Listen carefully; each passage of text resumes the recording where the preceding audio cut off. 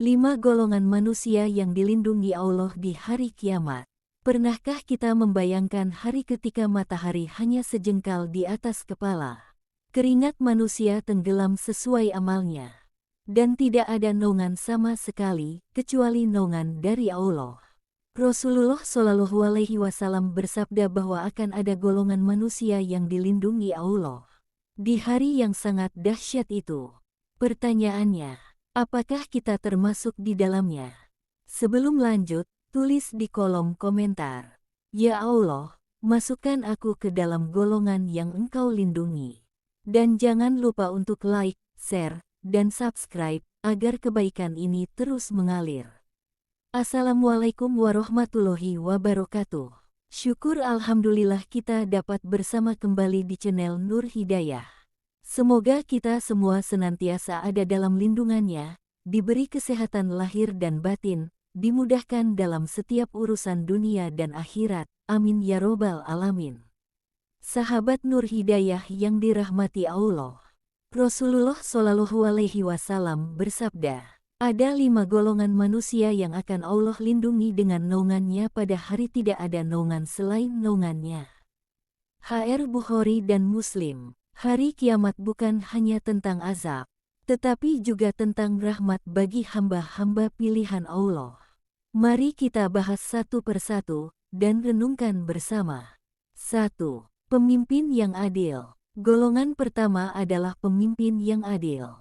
Pemimpin di sini bukan hanya raja atau presiden, tetapi siapapun yang punya tanggung jawab. Ayah dalam keluarga, ibu terhadap anak, guru terhadap murid, bahkan diri kita sendiri dalam mengambil keputusan. Pemimpin yang adil tidak mengikuti hawa nafsu, tidak memihak karena kepentingan, dan takut kepada Allah meski tidak ada yang melihat. 2. Pemuda yang tumbuh dalam ketaatan. Golongan kedua adalah pemuda yang tumbuh dalam ibadah kepada Allah. Di saat usia muda identik dengan hawa nafsu, pergaulan bebas, lalai dari salat, namun ia memilih taat. Ia mungkin jatuh, tetapi selalu kembali kepada Allah. Allah mencintai pemuda yang menjaga salat, menjauhi maksiat, bangga dengan keimanannya. Pesan khusus untuk anak muda. Ketaatanmu hari ini bisa menjadi naunganmu di hari kiamat. 3. Orang yang hatinya terikat dengan masjid. Golongan ketiga adalah orang yang hatinya terpaut dengan masjid. Bukan hanya datang saat salat Jumat, tetapi rindu kepada masjid. Ia merasa tenang di rumah Allah, gelisah jika lama tidak ke masjid. Masjid bukan sekadar bangunan, tetapi tempat hatinya berlabuh. Kapan terakhir kali kita ke masjid bukan karena kewajiban, tetapi karena rindu? 4. Orang yang bersedekah dengan ikhlas. Golongan keempat adalah orang yang bersedekah secara sembunyi-sembunyi. Ia memberi tanpa ingin dipuji, tanpa ingin dikenal. Bahkan tangan kirinya tidak tahu apa yang diberikan tangan kanannya. Sedekahnya hanya untuk Allah, dan Allah balas dengan naungan di hari kiamat. 5. Orang yang mengingat Allah dalam kesendirian. Golongan kelima adalah orang yang mengingat Allah saat sendirian lalu menangis. Tidak ada kamera, tidak ada manusia, hanya ia dan Allah.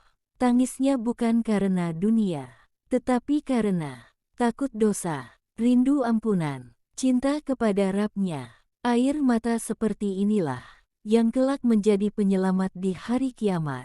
Sahabat Nur Hidayah yang dirahmati Allah, 5 golongan ini bukan mustahil untuk kita capai.